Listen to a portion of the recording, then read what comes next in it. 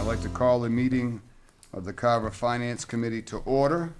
This is November 7th, 2022. The time is 6:05. We all rise for the Pledge of Allegiance.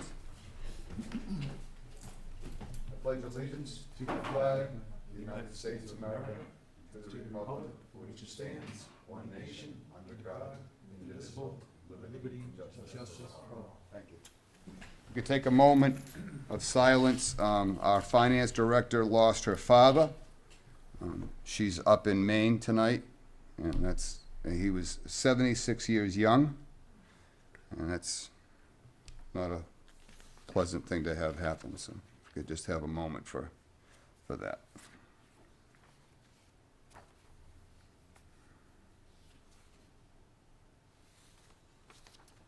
Thank you. The meeting's being recorded by Area 58, will be recast on YouTube in the Area 58 channel. I don't see anything for public comment, unless I'm mistaken. Reorganization of the Finance Committee due to a vacancy. We don't have anyone to, actually we do. We have Mr. Hoffman could run the meeting, so it's up to the board how they want to deal with it. Obviously, we have a vacancy in the vice chairman's position, and I certainly would be more than happy to entertain and step down if you have a new idea for a chairman. Mr. Maha. My sense on this is the following. We have a duly voted-in chair of the Finance Committee. There are no issues. There is no reason to look at something else as far as the chair goes. We do have a vacancy as the vice chair goes, and I will make a nomination of Beth Solger.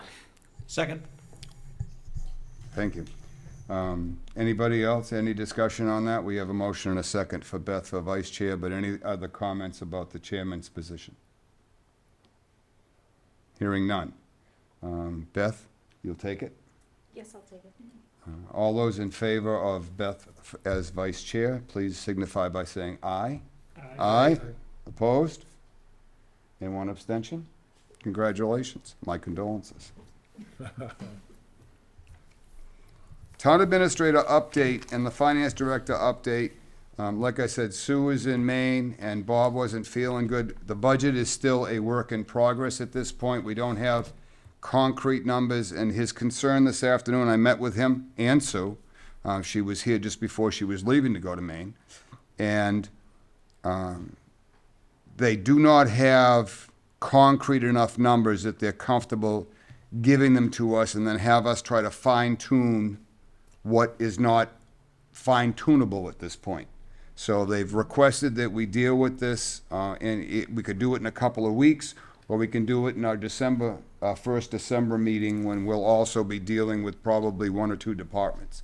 And I said I had no problem with that. He was out last week sick, and today he said he was really feeling lousy. He'd be happy to stay if I insisted, but I said go home. So I'd like to set a timeline for departments for creating, and I like the idea of a budget calendar. Perhaps we could put something together at the next FinCom meeting where we can get nailed down as to what departments, what dates, so we don't have the helter-skelter that we had last year. Is that all right with everybody? Yeah, I was thinking it would keep us on track for the whole year if we had a budget. I think it's a great idea. I really do. Yeah, and I think the earlier you let the departments know when we're asking them in, the better. Perfect. Yep. I'd like to get that same spreadsheet we had, not last year, but the year before. The one that tells the whole story. Yeah, I agree. How much revenue's coming in, I how agree. much expenses, below line. I got a brief glimpse today at the capital outlay budget. They have plugged in a couple of new numbers, but there was still a lot of carryover from last year that hadn't been adjusted. One of the things was townwide technology is still like $798,000, and I had to chuckle, and I said, wait a minute, that wasn't supposed to be. That was supposed to be stretched out. So they've really got some work to do on their end of it before it comes to the capital outlay committee. you know, we got to get the townwide technology director in here. Yeah, I don't disagree with You that. know, that has got to be done. I don't disagree. This is 3 and 4 and 5 and 6 and 7 and $800,000 a year. It sounds to me like it's a Christmas present sometimes. Yeah. And I think that there needs to be accountability. These are huge numbers. Yeah. And we have a 5-year-old school, and they're telling us that all this technology in this brand-new school is all outdated, and we got to start replacing stuff. And I don't know about you, but, you know, I don't buy a new computer every 2 years. And I don't understand how we have to replace all of this stuff in this short a period of time. I just don't get, maybe I'm wrong. And if I am, then by all means, we should have the director in here that can explain this to us in English. But if that's his budget, then he has to come in and explain it, and he has to tell us what he's doing, why he's doing it. Yep, I agree. And what are the, Use the microphone. and then, you know, what are the benefits of this going to be? What's the goal I agree. here? And that's gonna get done. That's a lot of money. It is. It's a tremendous, and I talked with Ron Griffin last year, and he admitted that the 798 number that was plugged into that was too much, and they were going to cut it back and stretch it out. So, and yet I saw it today, and the number's still plugged in there, which tells me that they haven't started working really on it yet hard. So for us to take it up now or start to look at this stuff now wouldn't do anybody any good. And that's okay, but from my point of view, the thing goes nowhere unless the technology director comes in here and explains it. Okay, I'm good with that. Yeah. Anybody else? I have no issue with that at all, no problem. Are we under any pressure to get meetings? Are we behind? We're not. Not at all. Typically, we start in December in a couple of previous administrations, and I'll go back to Michael. We would sometimes start in November with like wish lists and stuff like that.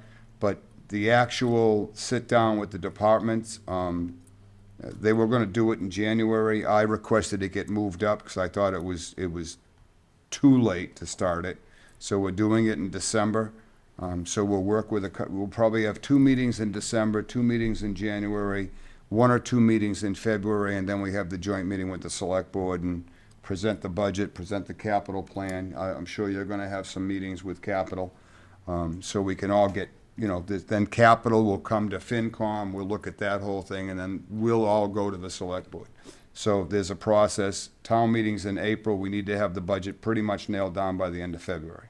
And there's no reason why we shouldn't be able to accomplish that. And I think the initial, and back when Michael first started here, we wanted to have everything done by the end of January, I agree. so that the town would have the whole month of February to review, February and March to review things. And that was the biggest reason why we kind of started this in November, but this particular year it got pushed up a little bit, so. But sometimes it gets a little tough to do that early, particularly if the state hasn't provided their numbers right. yet.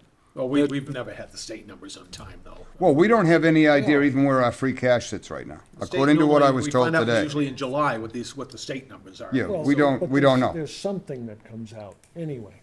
There's some, yeah, Governor's one, sometimes so, you know, preliminary. some- Anyway, I think Michael something. used to come out and sort of open the season in November or early December with his 10-year plan Yep, for that's right, operating and that's right. capital.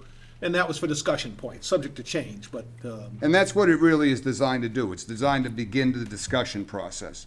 It's not designed to have a finalization of a number yet, because, again, we don't have any idea where we are with free cash yet. It's too early, really, in the budget season to know where these particular budgets are. You know, the season started July 1st. This is November. You've got 4 months that you're trying to figure out where you're gonna be for the whole 12 projection.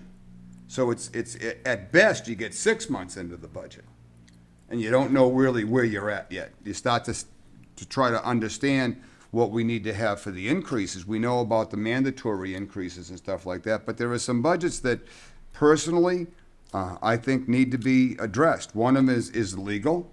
We were short last year, we're gonna be short again this year. I think we need to up the legal budget.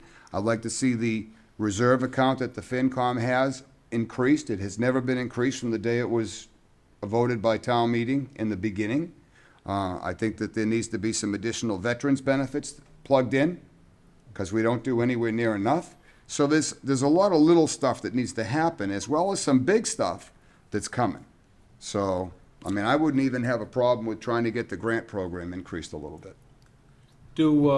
Last year, I think we had a timing issue with the free cash. Does it look like we should be on better She times doesn't this year? anticipate any problem with it this year. Last year was coming off of COVID, and Last year was. everything was helter-skelter and throw a dot at the wall and see what stuck. Yeah. It was just, last year, in the last 2 years, were really a mess. How we came out in as decent shape that we came out is surprising. And hats off to, again, previous administrations that put money aside. We're one of the few communities that during the COVID shutdown, we never missed a beat. We really didn't. We went to fall town meeting that year for $220,000 or $240,000 out of reserve, and we put it back in the following spring. There are towns that had to do overrides for their budget, not for a capital expense. They had to do an override just to meet their regular expenses. That's crazy, because that's, now they're going to be paying that, as well as who knows what's going to happen this year. You know what I mean? So we're in a very good spot. We're solid. I'm happy. So, all right. Anybody else on this this topic? Okay. Grant applications. We have, I'm assuming, health imperatives, and we have South Shore Community Action, and we don't seem to have United Parish. Interesting. Well, then, I'm not going to throw a dot at the wall, but the fact is that health imperatives applied first. So I'm going to let them go first, if you don't mind.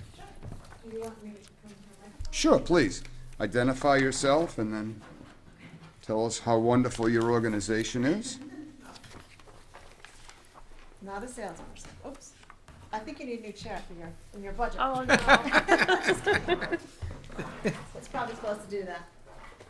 Probably breaking things, sorry. I sent everybody Sorry. the applications. I'm hoping you've all read them. I did not make copies of them unless you did for yourselves. You can take that chair off the budget if you want. So hi, good evening. My name is Elizabeth Torrent. I'm the Chief Program Officer for Health Imperatives. Been there for 32 years, so I can tell you a lot about the organization, how much we've grown and changed. But thanks for having us and being willing to consider our application again. So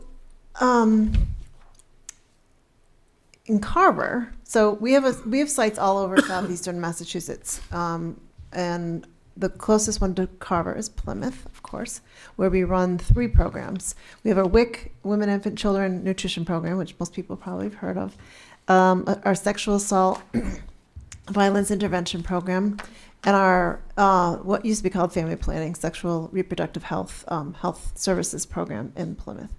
So that's the main office that we serve Carver. People who live in Carver, they can go anywhere. They can go to a Brockton clinic. We probably do serve, I think we do serve some people in Brockton, but the closest site is Plymouth. So our goal, our mission at Health Imperatives for 47 years has been to improve the health and well-being of vulnerable or low-income populations in southeastern Massachusetts. That's never changed. How we do it changes sometimes, and our programs change, but the bottom line is we work towards improving health disparities and health equity by choosing programs that serve really underserved, low-income, lots of different populations. We serve immigrant populations, uninsured. Everybody thinks that everyone's insured in this state. It's not true. They can't afford it. To be eligible for a WIC program, you have to have income of 185% of federal poverty levels, which is very low. It's like less than, for a four-person family, less than $20,000. So I think you have spoken to it, but with COVID, and the last couple of years, it's just been imperative that people have,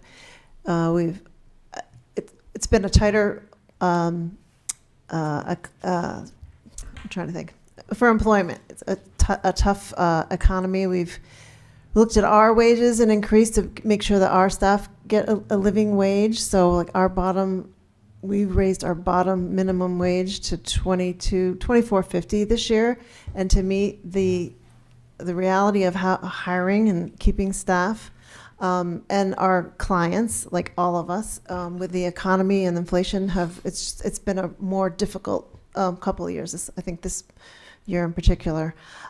So we have been successful at serving more clients throughout the years and responding to client needs. So our health services program, we continue to add services to what we're doing. We started doing substance use treatment. We've started doing some procedures for precancerous cancer removal for women as part of their reproductive health exam. We started hepatitis C testing and treatment this year. So we keep responding to needs. And what happens is, and you already spoke to this, but you get a budget so we're mostly funded by the state, and you get a legislative budget, has to be approved. You have to advocate for your programs. And we might get a contract for 7 or 10 years, and that contract stays the same. It doesn't increase for cost of living raises. It doesn't increase for the shortage, the labor market. It stays the same. So we really have to enhance or supplement our funding, which doesn't cover our costs near enough. So we look to town grants, we look for philanthropy, we go for private organizations. We've been doing really well with fundraising, but without that, we wouldn't be able to start our programs. And this is the first time I've done this, so I don't know if I'm saying too much, too No, you're little, doing like just what you fine. want to hear. You're doing just fine. So we requested $5,000, as you know, and what we've the past couple of years has been about the same, and it mostly goes towards staffing, which I kind of pretty much explained what's happening with staffing, and then a little bit for program support and program supplies. So anything like computer supplies, telephone, office supplies, just things that it takes to run a business. And mostly we're doing in person now. During COVID, of course, we were doing some telehealth. But as Alan said, we were, I think, one of the few, if one program in particular was our only program that ran through COVID. We did telehealth for 2 weeks because the health services, you have to come in for health services. You can do so much over the phone, but you got to get your labs drawn and all that. So we were the only site that continued running and saw more people during COVID than other programs for our sexual reproductive health. So we're proud of that. We respond to client needs. We're mission focused, and we wish we had services everywhere, every town. But this is the way to help us support our main sites, which we have Brockton, Hyannis, Plymouth. We have Cape and Islands, which people think are a lot of rich people, but you have extremes. It's a lot of rich, and then people that support people. What else do you want to know? I feel like I'm going. No, on. actually, you've covered it. I'm reading your cover letter where it says 172 residents of Carver, a 5% increase. Yeah. This is not your first time before us. This is, I think, the third or fourth time we've My granted. So we're pretty well aware of health imperatives. Anybody have any comments? Just keep doing what you're doing. Well, thank you. Yeah, and I appreciate the summary explaining exactly how the money was put to use. Yeah, in I the do past, like that. and the fact that Carver citizens are taking advantage of it. And Yeah. that's the whole idea behind the grant program, is and that's why we only made it 75% to benefit the town, because not every dollar can always go to every dollar within the town. Sometimes it has to go to a larger program. So we left a little bit of wiggle room in there for that reason. We think that I think that the Health Imperatives has done a great job. And I understand with the $22.50 an hour, I stopped and got, this is sidetracked, but I stopped and got lunch, and I never get lunch, but I was down the Cape today, so I stopped in Hyannis at the Burger King at exit 6. Big sign, $19 an hour for Dunkin' Donuts, $18 an hour for Burger King. So when I went and got Burger King, I bought for a friend of mine besides, and it was $23 Oh yeah, it's for 2 burgers, 2 fries, and and a small drink was like $23. So now you know where the $19 is coming Yeah. from, you know? And But- we all like sort of complain, and then the people that really Yeah, have little God, resources. I was tempted to fill out an application. So I fully understand. And this year is going to be a particularly tough year. I think the South Shore community actually is going to get hit harder with it than perhaps you will. But with heating costs, with gasoline costs, diesel fuel was $6.05 a gallon this morning. And, Yeah. you know, it's just, this Yeah, is people insane. have to This heat is their just homes and- absolutely, I don't know how they're gonna heat their homes. And it's interesting because I had one of the firemen, I believe it was Jesse, who said his concern was that people couldn't afford oil for their tank or their gas bill, and they would go to an alternative means of trying to heat the place, whether it was 27 space heaters and burn the house down, or it was he's seen people bring their gas grill inside and try to heat from the propane. Yeah. I guess Turn their ovens on. it's by the grace of God that maybe we don't face that desperation, but I don't know what that's like. So this is out of control, and this is going to be a winter where I think that people are going to need to step up and help people that are less fortunate. And I think it's going to happen this year. This is an insane. It's $1,500 to fill your oil tank. People have to, yeah, making decisions about, do I pay my heating, my rent, my utilities? Yeah. My, put food What on the do- table, or my health insurance, and That's right. people can't pay their health insurance. And what I'm afraid is happening here is they're going to look at it and not say, what can I afford? They're going to say, what can I skip? Right. They're not going to say, what do I have to pay? They're going to look at it from the reverse angle of what can I get away with not paying? And you're right. Health insurance is the abstract. The life insurance is the abstract. Even car insurance is the abstract. The car will still run whether you have insurance on it or not. Yeah, the programs that serve you guys, see, demand is going to Sure. increase. They have to. Yeah. But no oil in the tank means you don't have any heat. So if we have a choice between put oil in the tank or pay the car insurance bill, Yeah. well, geez, I can put oil in the tank and to hell with the car insurance bill because the car will still run. I just hope I don't get in an accident. Right. So I think we're in for a challenging winter. So I think what you do is a great job. As all the applicants coming before us tonight, you're very dedicated to the community. And Thank you. I'm thrilled that you've applied. Oh, thank you so much.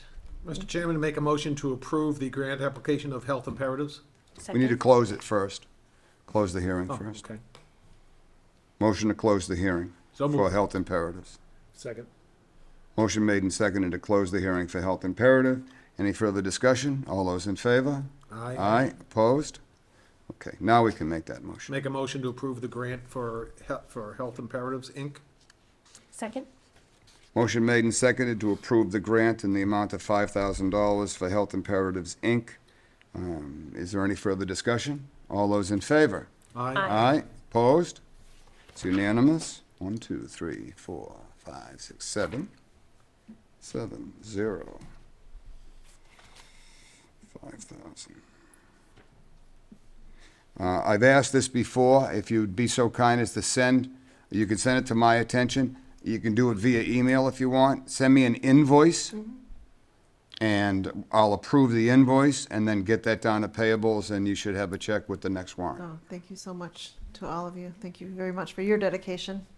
And you for yours. Thank you. Thank you. Thank you.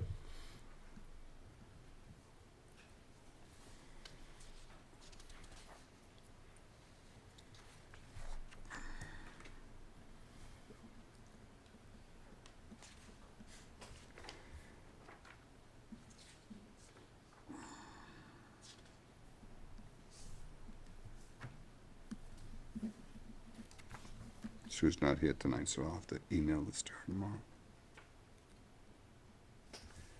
Okay. Social Community Action.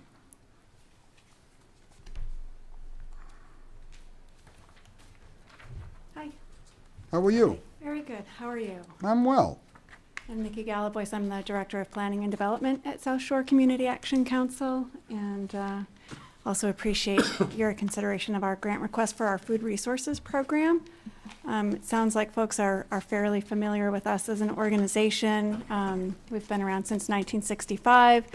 Our mission is to eliminate poverty and help improve the quality of life for low-income people throughout the South Shore. Our service area runs from Hull all the way out to Provincetown and the islands through our fuel assistance program. We also provide early education, Head Start, early Head Start, transportation for elderly and disabled folks so they can get to and from critical medical appointments.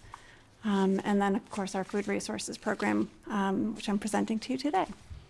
So we have requested support from the town of Carver in prior years for this program in particular. Similar to health imperatives, we are finding our costs are increasing. This particular program does not have a large base of state or federal funds. It's almost entirely funded through private donations and grants and support from municipalities. So we do a lot of work to raise money for the program. The vast majority of the food that we are able to distribute out into communities is locally donated and collected directly from community members. So we use more of a hub and spoke model, like a food bank, rather than a food pantry. So our food resources program supports the capacity of communities to help fight hunger and food insecurity.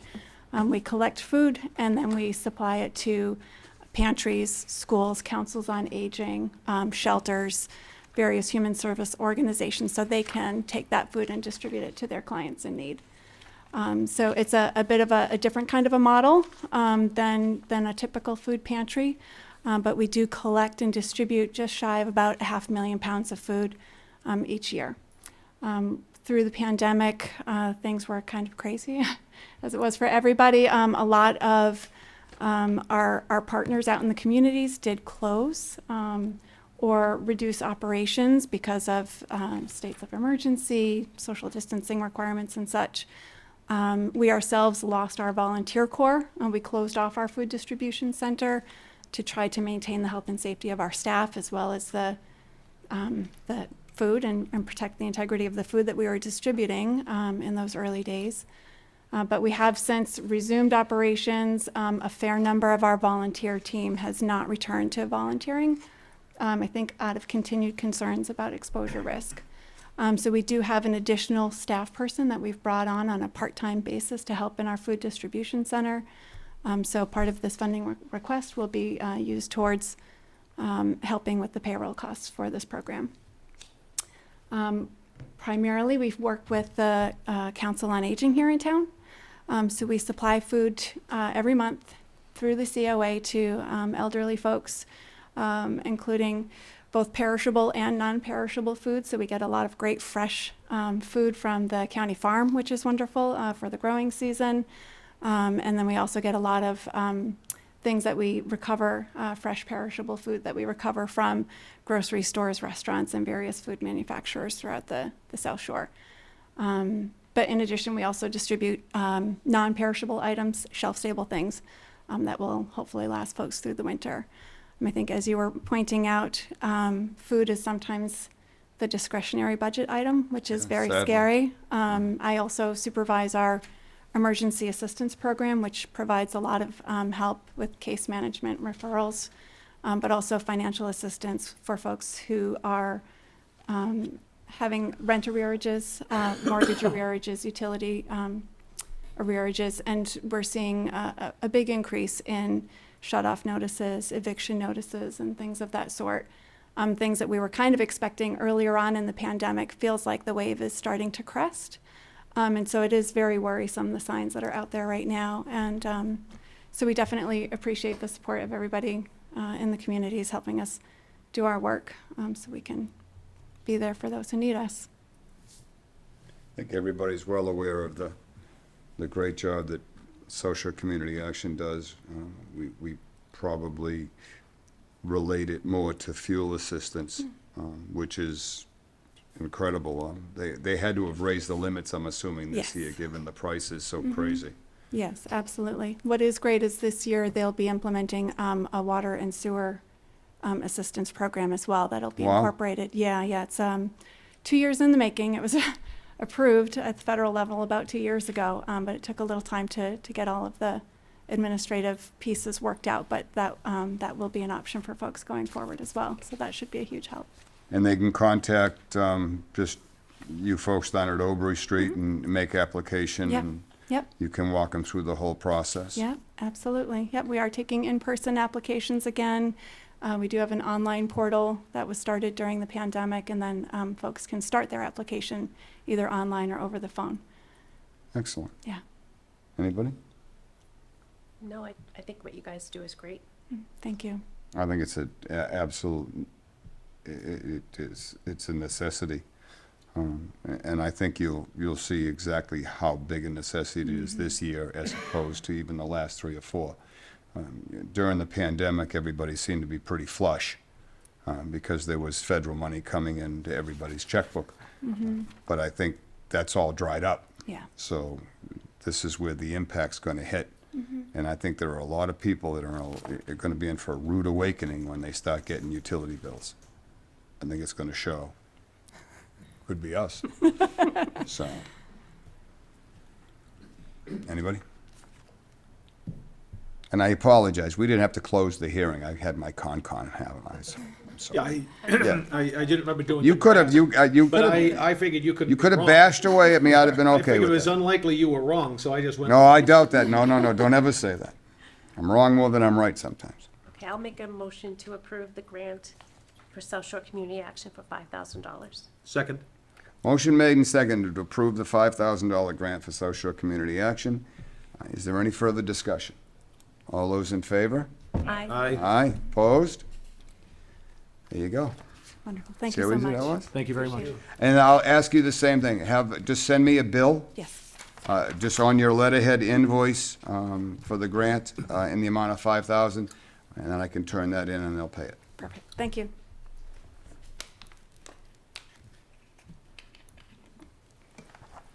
Okay. United Parish.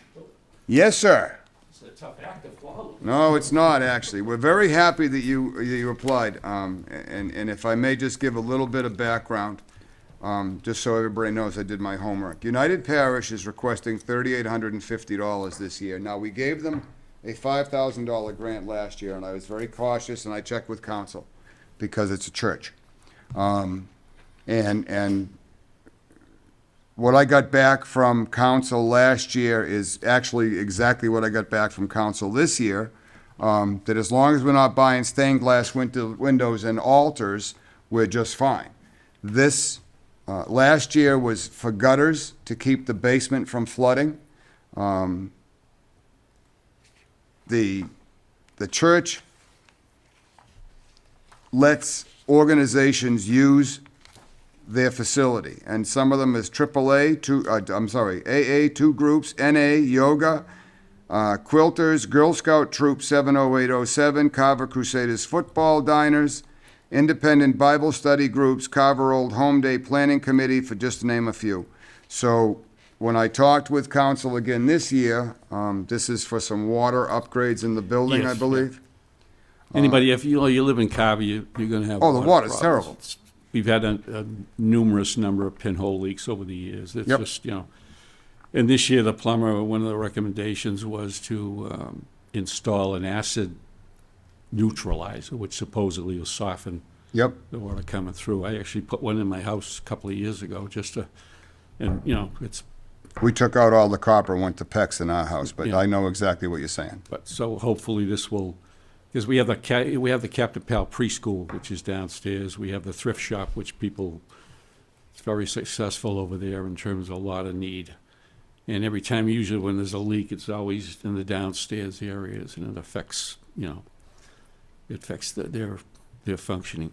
So what I got back from council was that it's obvious that it benefits residents of the town of Carver, because the vast majority of those who use the basement for meeting rooms are residents of Carver, so therefore it met the criteria. And recently, we had a conversation where he said that this all started with, you could not use town funds if it tied it into religious activities, i.e., and he used the example of stained glass window. Obviously, a stained glass window would be something to do with the religious ceremony. Or you couldn't put a new altar in it, we couldn't buy pews. But because this area is used by outsiders, outside groups, not by the church, that he sees no issue with this at all. So just for the background on that, they're asking for $3,850. And I said, based on what I had heard from Greg, I wrote back and I said, by all means, put the application in. Yeah, and I may have brought this up last year, but just as an example, when the Star Market was purchased by the Catholic Church, they came to the town asking for monies to put a steeple up. And the decision by the town at that time was that that was inappropriate, because that was really a religious structure that Correct. wasn't really helping independent citizens That's of the town. And that was, God, 25 years ago. So I think we're being consistent by we're applying it to, and I assume most of these groups, you probably don't charge a very minimal rent just to Just cover. like the AA, for example, they'll send in a donation Right. periodically. But other than that, there's no funding coming in on a regular basis. And I know a lot of people use the thrift shop as well. Thrift shop is, Yeah. it's becoming And the more and more church doesn't problem. really generate that kind of money. It generates the money, but it certainly doesn't put them over the top in their budget. And most of what most of the organizations that use it, correct me if I'm wrong, but they make a donation. So there is no, the rental fee is $400. Right. It's, you can use the building and, whatever you feel like I'm leaving sure for a whatever is donation. received goes towards custodial services and heat. Exactly, and the light bill. Not to make churches are struggling. I don't think there's any Sure. two ways about it. On a Sunday, if you get down the ball fields, that's where the people are, with their kids. So we're not tough time attracting, and we're getting old, everybody's getting older. I'm one of the young ones over there, part of the youth group, at 75. But The it's youth not, I'm group. not being facetious. It's that. You're right. It's getting that You're way right. with the congregation. So the pledges are going down. So every time we have something like a repair, it's like, what are we going to do? And you're still looking for the ability to let the organizations use the building. Yes. So you end up with, again, we go back to two choices. We either can shut it down, so no, you can't use it anymore at all, and we'll close off the basement because we'll save on some heat and lights, or we can try to seek an alternative and get some outside help. And like last year, we had no issue with $5,000 for the gutters. This year, personally, I see no issue with $3,850 for putting in a water treatment system because it helps the whole building. And I would argue that more people drink the water there at an AA meeting than they do in a Sunday service meeting. So I think that it's more used toward the people that use the building for 2 or 3 hours at a time as opposed to just going in for a service and leaving. Yeah, I think this is an issue you have to be very careful of. We have other churches in town Yep. that, might want to consider some, but I think this meets the threshold. It does. That's that why I we went to have. council. I would say that this definitely meets the threshold, that it is helping citizens in the town in a wide variety of capacities. Yes. And not just specifically the congregation of that church. Right. It was never designed to be congregational. It was designed to help the residents of Carver. They just happened to be able to use your facility. To change it, if the Catholic Church had a similar program and they let people use a portion of their building at no charge or a donation, and they wanted something to help put that together, then as long as it didn't strictly go to, we didn't buy them a baptismal, but we put some new lighting in for the room that they let everybody use, it would be that dynamic. Yeah, So- I think we need to be very careful, but I think this goes well beyond It does. the threshold that we establish. It does, and I double-checked with council just to be on the safe side. Okay, Anyone else? I'll make a motion to approve the grant for the United Parish for $3,850. Second? So motion made and seconded to approve the grant for United Parish in the amount of $3,850. Is there any further discussion? All those in favor? Aye. Aye, opposed? Thank you very much on behalf of 7-0. the parish. And I'll ask you to do the same thing, if you would, if you'd be so kind, do you happen to have the original? I've got some. That would be great. I don't know Yeah, I got it in a JPEG, and it's purple ink, and it doesn't come out right, and It's all I guess the same thing as you can have. let me just take a peek. Yeah, that's even worse. I'll keep this one. When you send me the bill, ask her if she can either mail us a bill to my attention, or if she emails me a bill, if she can put it in a PDF format would be great. She sends the bill, I got this in like a JPEG, they took a picture. And that's why it's come out the way it's come out. No problem, thank you. Thanks again. My pleasure, our pleasure. Very good. Thank you.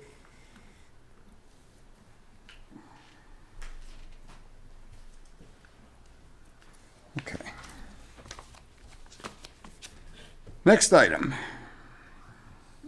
FinCom bylaw review, update, and discussion. Mr. Clark? and Pat Mr. and I agreed a while back to, Thank you.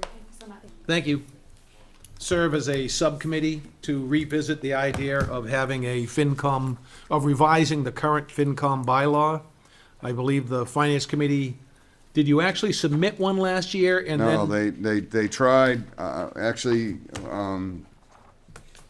didn't one go to the You select want it? board and then yeah, Bill was on. We didn't submit one never got submitted? all, yeah. No, because they couldn't get together they couldn't come to a solution with the select board. Okay.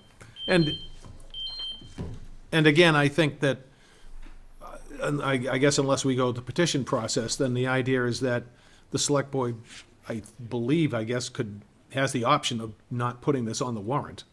I have a placeholder for this. Okay, all right, so hopefully it'll go through. So Oh, it will be on the warrant. what Pat and I did was to, first of all, what you have copies of are the current bylaw. And under the current bylaw, essentially, if you, sir, it says it's been interpreted by town council where it uses the phrase that no elected or appointed town officer has been interpreted by town council as being the same as member. So if you, essentially, this has been interpreted by town council as saying, if you're on any other committee or board, you cannot serve, you can't be on the FinCom if you serve in any other committee or board. And a couple of times this has become an issue, but it has not been enforced, let's put it that way, because we've had various members of the board over the year, of the FinCom over the years that have served in other capacities and been allowed to do so, or nobody has ever called them on it, so to speak. However, technically, according to the current bylaw, it probably is inappropriate for that to happen, based on the interpretation by town council. My opinion, if I may, is the current bylaw is a catch-22. Since it was recently a year ago, determined that if you're on the finance committee, you are in fact an officer of the town, yet the bylaw expressly forbids you from being on the finance committee if you're an officer of the town. So the moment you're put on the finance committee, you become an officer of the town, therefore you can't be on the finance committee. And again, what I read was. The wording is very ambiguous. Well, yeah, technically, if you're on the FinCom, you're an officer of the town, because they're interpreting officer to mean anyone that's on any board or Any committee board, committee, or is an commission officer. that's So enacted in law. if you go to the one that says with revised limitations, all we did there was try to correct the language, so it's very specific. First of all, we took out shall serve without pay and said may receive a stipend determined by a vote of the town. Well, that And, happened in 2016 from the governance committee, right. and And it just never got put into the bylaw. well, I think they had something next to it about maybe 2016, a reference to it, but the bylaw itself read the old way. And instead of but, and may be reimbursed for actual expenses. And then just to clean up the language and taking out the word officer, any registered voter of the town shall be eligible for appointment to the Finance Committee, except that no person elected or appointed to any other town position, including all committees and boards, or regular town employee, or person holding a position of financial responsibility for the town, shall be eligible for membership on the Finance Committee. So all that's doing is trying to do what the current bylaw was attempting to do, Clean and it just up. make it very clear, black and white. So that, and then and for some reason, they use the phrase "in such agency" instead of "on the finance committee." Yeah, I So- don't know where that came from either. So Nobody else. I think it's very old. We, Pat and I, went to and got the bylaws as they are written for the finance committee in Lakeville, Kingston, Plymouth, Middleborough, Wareham, Duxbury, Plimpton, and Halifax, and use those as guides in terms of what's done. Just very briefly, they all have some restrictions with the exception of Kingston, which does not speak to eligibility. Anybody can serve on the FinCom in Kingston. So the final option, and basically what Pat and I were hoping for was some discussion tonight to get a sense of what you would like us to put together for submission to the to town meeting, as an article. The no limitations essentially removes all the wording about, still has about may receive the stipend, and basically, any registered voter of the town shall be eligible for appointment to the finance committee, period. It But doesn't, that would allow, Employees. a member of the, it would allow an employee of the town, it would allow an elected selectman of the town. Yeah. It would allow everybody to get back on. I don't think that's gonna fly either. I would be. well, and again, that, we're giving you the Right. no limitations option, and we're looking for a discussion to see if you want to back something in. I So- think we've still gotta keep the no employees. I think we still have to keep the financial interest. And actually, I think that the select board should be either select board representatives to boards or committees, but they should not serve in a at-large capacity if they're a member of the select board. Well, and just to finish up on this one, since, as we wrote this out, there were no limitations whatsoever, anybody could be on, we did add, and this was Pat's concern, if a concern is raised that a member of the finance committee may have a conflict of interest in a matter which comes before the committee and does not recuse themselves from discussion and/or vote on the matter, the committee, finance committee, can by, and we left it majority vote, supermajority vote, unanimous vote, require the member to not take part in discussions and/or vote in the matter. Yeah, that's fine, and that would be a given anyhow, because we've always done that. I think there's a, I Well, we think there's- never had it written that we could require a member to not participate. We always had people recusing. So, anyway, so we have. Self-policed. We had basically the revised limitations is just cleaning up the language that we currently have, leaving all the restrictions in. And then we went the complete opposite end of the spectrum, and anybody can be on. And I guess what we're looking for is how would you like to have us write this up to be representative of what the finance committee wants? Personally, I'd like to see it in the middle someplace. Okay, I don't think either end of the spectrum works. so you were saying And I'm not trying to be- specifically rule select board members out? I think, in fact, actually, I'll send it to you. I have a version that I wrote 2 years ago that I'll send to you and let you and Pat. Do you have it? Yeah. Oh, okay, Yep. then you know what it was. The argument I have about restricting FinCom, and it's not because I serve on Concom, that's gonna end in June. So the argument I have for anyone that serves on FinCom and being restricted from another board is very simple. We are an advisory board. We have absolutely no power. The budget process can come to us next month. We can vote no, no, no, no, no, no, no, all the way through. We can sit before the select board and say, we turned down the entire budget, and the select board can look at us and say, thank you for coming on in, all those in favor of the budget, and the 5 members of the select board put forth the budget. We can't stop it. We are nothing more than advisors. We look into it, we give our best guess, we have discussions, we have meetings, we make recommendations to the select board. They don't have to, in any way, shape, or form, listen to us. We have no control to overrule them. They can overrule us. Now, Middleborough is different. Middleborough is elected their FinCom. Well, they have two elements. They have a finance committee and a fiscal advisory committee or something. But the one of which select is board, elected. the Yeah. select board cannot overrule the FinCom in Middleborough by their charter. In Carver, the select board has the ultimate control. And I'm fine with that. We And give that's them true our in best almost, guess. that's true in almost every other town. Middleborough is unique. So why would you restrict the FinCom members from volunteering for some other position when we really don't have the power that you think we've got? But I think the town wants us there as being that conscience. There's no doubt. So if we do have people that have a financial interest in other things, that may look, I think it's a strong message we give when we say, no, we voted against this at town meeting, Yep. because they rely on us to be neutral. So I think that to keep that neutrality, we want to make sure that there's nothing convoluted.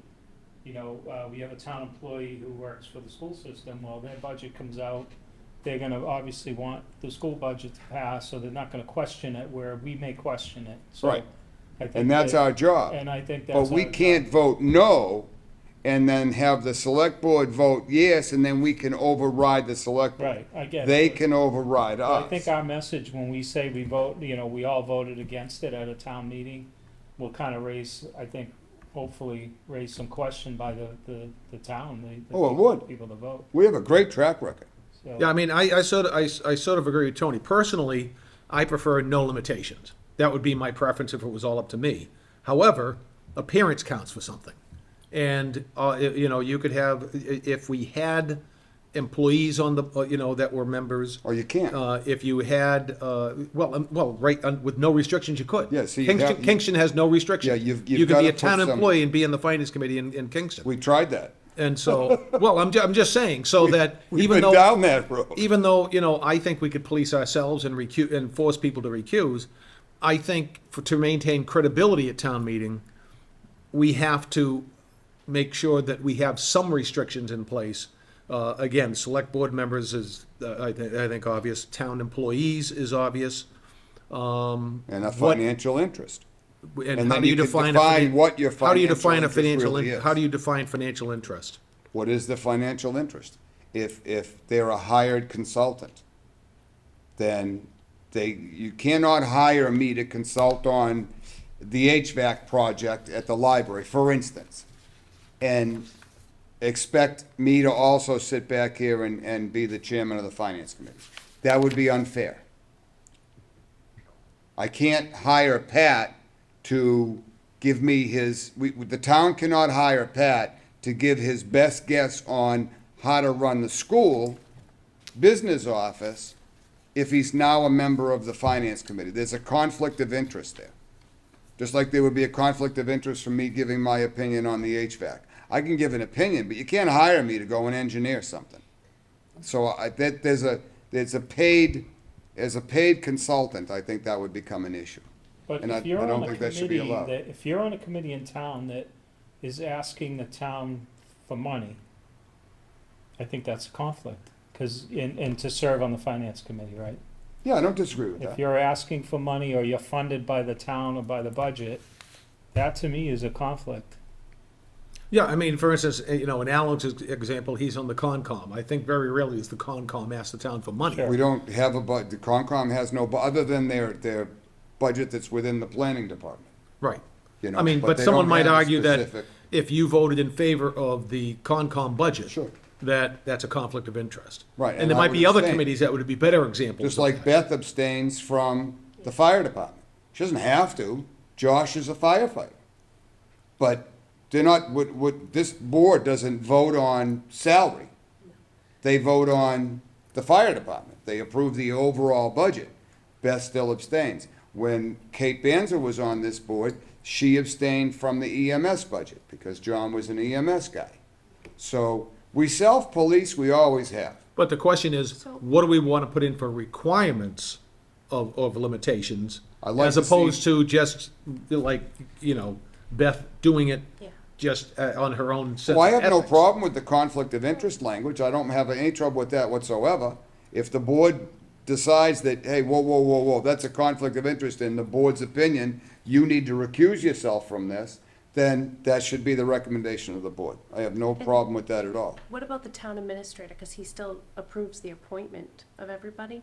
So wouldn't some of that kind of weigh with him? Well, he does it along with the, It's the town administrator's appointment in consultation with with the moderator chair and the and the moderator. chair of the FinCom, but I think it's actually the TA's appointment. right.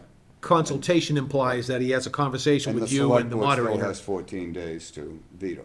Right. But on the other side of that is you can have an appointment of an individual being made that has no conflicts, no apparent conflicts of interest whatsoever.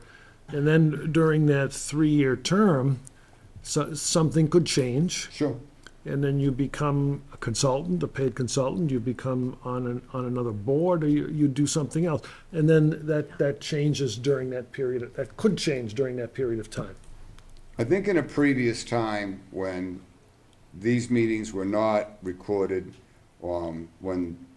and they weren't held in the back room in silence by any means. We had minutes and so forth and so on. But I think we now have a much broader range of transparency. So we don't hide behind stuff that once upon a time could have happened in a meeting, and it wasn't in the public. It was before social media. There was no recording of the meetings. The minutes were kept, but there was no, quote, recording secretary. And the budgets got passed and everything was fine. But I think now we have much more transparency than we've ever had as a FinCom. One of the first things I did was bring Area 58, and I was shocked we didn't record these meetings. I don't know how you could do that. This is everybody's money. But we never did it until I was lucky enough to become the chair.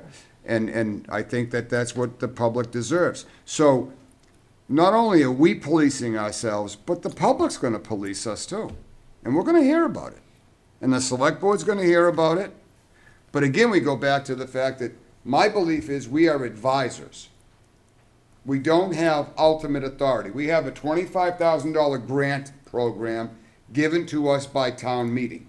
We have a $125,000 reserve fund that makes us a mini town meeting because town meeting gives that to us every year. They give us that power.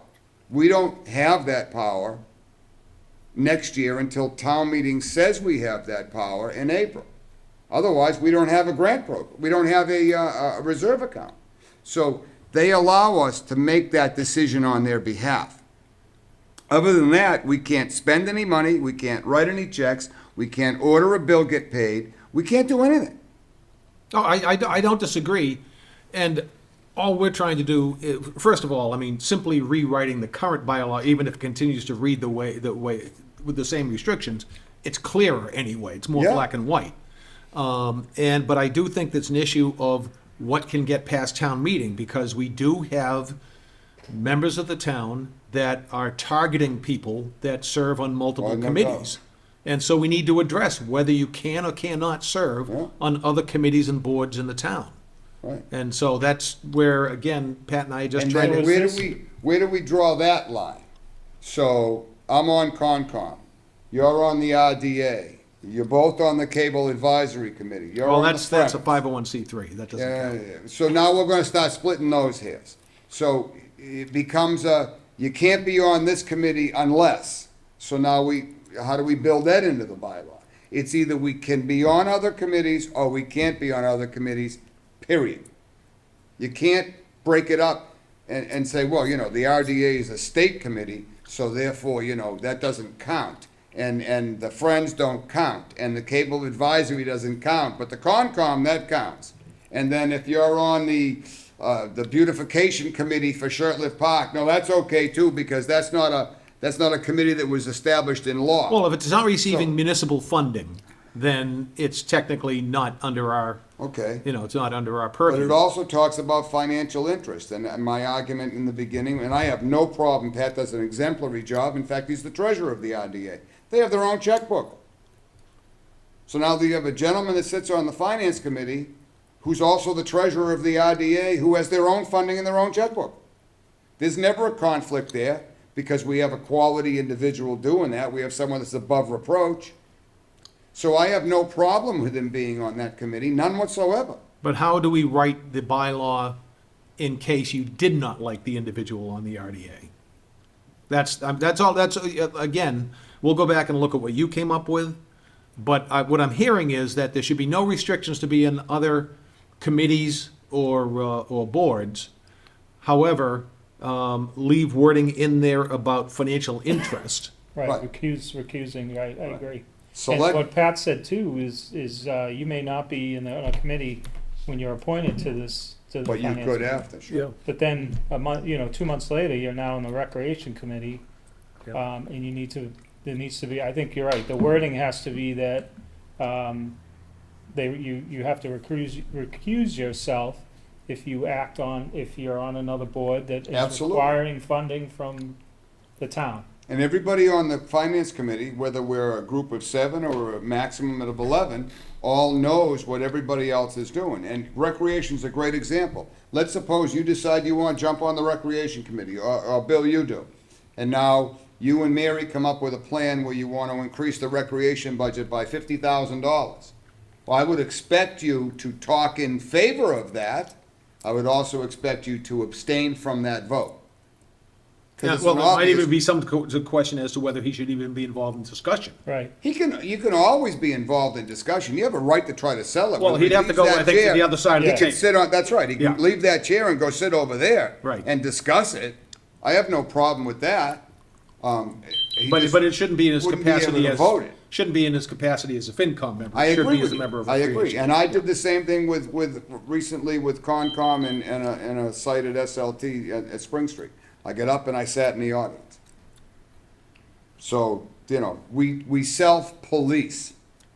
And that's what we've always done, and that's what I think members of the board would insist that other members did. And frankly, if somebody were to step beyond that line, I really think that somebody else on the committee would sit back and say, hey, whoa, wait a minute, you shouldn't do that.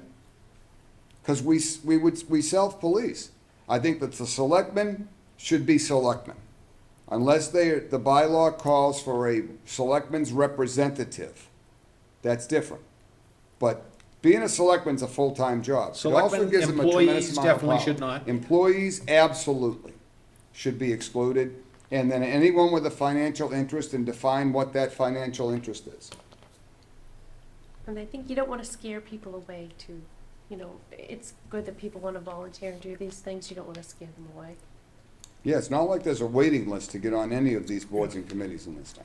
Yeah, you don't have to get too involved to someone working up what a financial, conflict of interest is. You can almost grab any No, one we of don't us wanna- right. and develop a scenario, your best friend is on the fire department, so you're in favor of the fire department or something. I I think don't wanna that- turn this back into another bylaw that we have to get counsel in here to give us their interpretation of. No. No bylaw should be written that requires an interpretation from council. And we've gotten into a place now where every bylaw gets challenged, and council tries to dance on the head of a pin to figure out, well, what is it you want me to interpret this to be? Well, that's the problem with the current one. That's correct. And it puts council in a terrible position, because now they're being asked to render a decision, and now they're working for the town, but they're working for the select board who keeps them employed. So now you gotta figure out, well, what are you looking, how do you want this interpreted? And we all know that what lawyers do is, this is what I'd like to do, now find a way to make that happen. That's the job of an attorney. So, I think that it puts them in a tough spot. We shouldn't have bylaws that need to be interpreted. The bylaws that we have as written right now really are a mess. They need a massive amount of cleanup. How the Council on Aging got tied in with the FinCom is, Yeah, and nobody can tell me. that's been there forever. I think, You know? I think the initial application to the TA to be on this board should include a question about financial Sure. conflicts of interest. And then if anything changes, we should all be required to That's right. file a disclosure. That's right. I have joined the Recreation Committee and, That's and right. so I want you to be aware of that, for the future or something. But, again, personally, I generally think well of people and that they would recuse themselves for the most part, but if the committee has the power to force them to recuse themselves, if it's brought up to us. And just a quick question on that, if we're gonna play with that language, would you want a majority vote, supermajority vote, or a unanimous vote to? A majority vote. Okay, I don't think that would be, I don't think you need a supermajority. I think that the persons, if they're dead set against it, they're gonna try to explain why they're voting the way they're voting, but I think that the FinCom board members have the ultimate, it's really for extreme cases, I think, Yeah. I can't imagine I don't anyone see it here ever if coming there to was an that, to tell you objection the where truth. they wouldn't just recuse themselves from the discussion. Yeah. But I think too, is we gotta look at, and it may be a fine line sometimes between what's a recusal and what's a exclusion. and an abstention. Yeah, You know, you get three different scenarios there. so we gotta look at a fine line there maybe. Well, what do too, you mean exclusion? That you can't be on the committee at all. Oh, right, well, that's what I'm saying. Recuse yourself under these conditions, but you, because of something, you can't be on at all. Well, that's where we get No. defined Well, financial that would be no interests. different than if the town came back and offered you a temporary position back as an employee. You'd have to step down from FinCom. That happened once, You'd have no a choice. few years back. Yeah, Sure. because if I did. And when Ron decides to run for selectman in the spring, he'll have to step back Yeah, down that's- off of this committee. I went back as business manager for a while, and if I was on the FinCom at that time, I would have had to drop out. Yeah, I just think that the rewriting it protects everybody, it protects the integrity of the board. it does. So I think it needs to be done. I agree with the conflict, we talk about it, it's conflicting, and it needs to be like simplified so the normal average person can read it and say, okay, that makes sense, Right. so. All right, if you all have copies, anyone has any other thought, Pat and I will take another crack at it, bring it up, we have time, what Oh, yeah. articles do? We got until, I think it's the petitions are due by the end of December. Is that right, Mr. 20 Selectman? Well, those are for petitions, but what about, well, you got a placeholder already, right? I have a So- placeholder. All right, so we'll have something. So if anybody thinks of any wording, essentially, I think we agree that no, if you're not a town employee, you can't be on. If you're on the select board, you can't be on. Coming up with a definition of what financial interest, what constitutes And financial interest. I'm not trying to single out the select board, but they're the executive of the town. Right. They're the end-all. So, because we can't override them, it would be inappropriate for them to be part of this process and then have it go before them where they're wearing both hats. So, technically, I guess you could have a member of the select board or two serve on FinCom that are dead set against something. FinCom votes to go with it anyway, and the majority wins, then it goes back before the same two members of the select board that now only need one more vote to overrule what FinCom did. So that's the only reason for the select What if board. the treasurer of the town wanted to be on the finance? No, how can you be? Well, I'm just trying to get some sense again of, She's an employee. oh, right, okay. Yeah, Okay. all right, so that eliminates all of, Could you word it as like Eliminates employees or everybody in elected this building. officials? Or- Instead of and just a saying lot of select. other Well, no, because technically, you can get into elected officials, but now that would disqualify like anyone from the Board of Health. That would disqualify anyone from the planning board. That would disqualify anyone from the library trustees. You know, those are the few elected positions, and then obviously the select board. So I think that the argument is that we stretched out what the word official meant. Now, I understand that the town warrant says brought to you by the officials and they list the names. And it's nice that you think of the select board, thinks of the FinCom and the Concom and the planning board and the ZBA as we're all officials apparently, so isn't everybody on the recreation committee? and the language, or the Yeah, I officer just- language I just don't appears agree in with other towns. They use the same officer wording, so we're not unique. Yeah. I think it's an old-fashioned wording of these things, because I think some of these bylaws have been around forever. Sure they have. Written this way. Well, and the thing is they haven't gotten changed when they've been voted differently. Like I said, we voted, the governance committee, before my time, voted in a stipend for the FinCom in 2016. It never got changed in the bylaw. Nobody knows where the Council on Aging thing ever came from. And no one can tell me what the intent of the original bylaw was. People try to say, well, maybe, we think it might have been, we're not sure, but maybe it was. Oh, it goes back in the mist You of know, time. it goes back in Way history back. of time. We don't have Yeah. any idea what that's all about. All right, Pat and I will take another crack at it, try to put in some of this. We'll take a look at what you put together, and then we'll try to come up with something for one of the next meetings. Excellent. Thank you. I appreciate your hard work on that. Next thing is the minutes of 6:20. I can't believe that this is November and we're dealing with the minutes of June 27th, but this is the meeting. We haven't had a meeting since. The only one that was absent, Tony, was you, so you'll need to abstain, but everybody else was here. I'll take a motion when we've all read and you're happy with all of that. I'll make a motion to approve the minutes from June 27th, 2022 as written. Second? Motion made and seconded to approve the minutes for June 27, 2022. All those in favor? Aye, opposed? And Tony will be abstaining. So 6-0. And technically, I think legally, he's allowed to vote on these if he wants to. You can, yeah, I think you can. But, can't. How can he? no, you can't, Yeah, you can, even if you weren't in attendance. yeah, It's a change. you can. When did this happen? It's always been the, I think it's actually always been that way, but it just was never interpreted that way.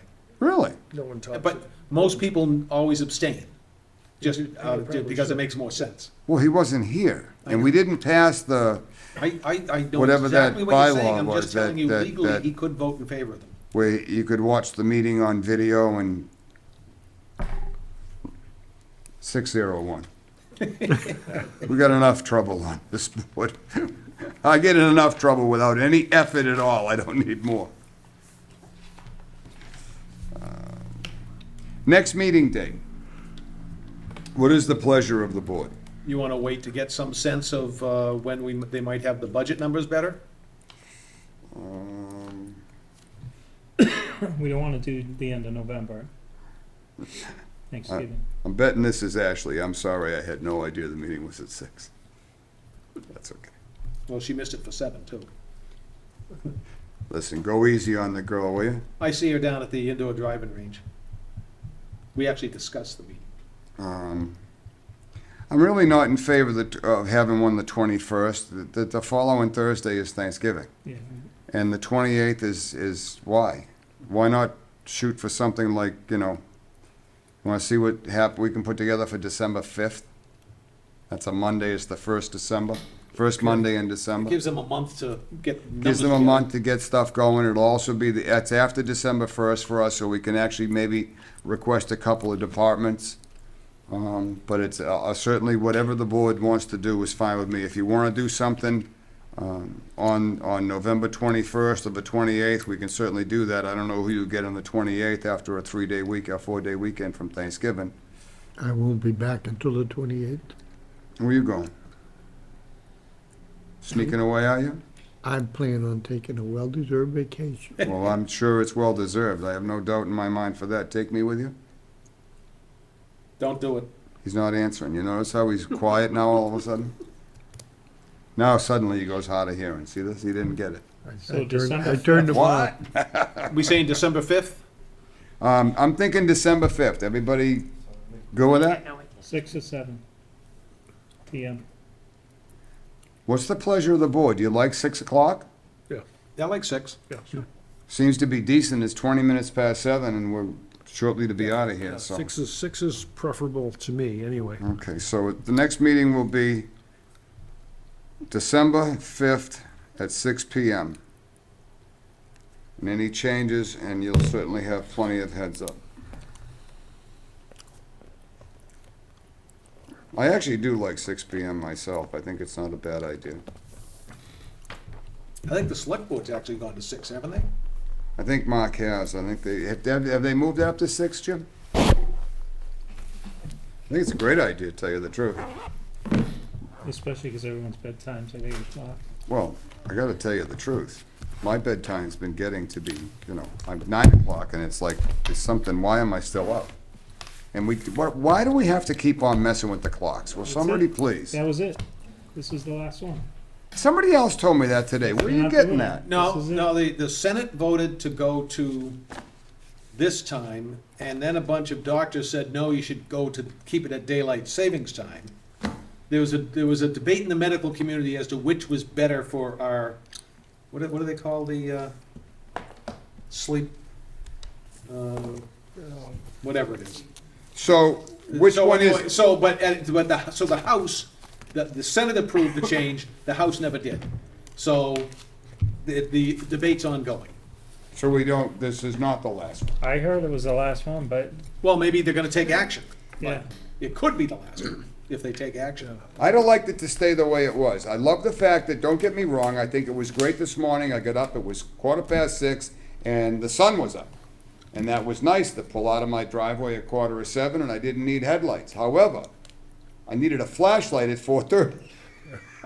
I think what they said is that it's better for our brain sleep patterns to have light more. Most people are up, obviously, at 6 o'clock at night, or 5 o'clock at night, than are up at 6 in the morning. Well, there are people that work until 4 o'clock in the afternoon, especially this time of year, like to come home. Maybe they want to rake their leaves or something, get something caught up. Now they're out there with a flashlight. So I think the medical community says, don't fall back, just keep the spring ahead, so. Anyway, we'll see what happens. Okay. I think Arizona and Hawaii don't make the change. Arizona does not change at all. Right. No, Indiana doesn't either. There's a few states. Yeah, Indiana stays the same year round too, because when I was trucking out there, it was, you had to be Yeah. careful what time of year it was. Get some simple, Because there sensible was people in there. half the year they were on our time, and the other half of the year they were on the other time. Because they never What time changed. you leaving tomorrow? 4:30 pickup.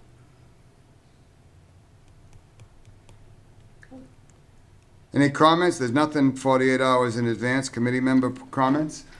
Anybody? Hearing none? Make a motion to adjourn? Second. Motion made and seconded to adjourn. Any further discussion? All those in favor? Aye. Aye. Opposed? Thank you, everybody.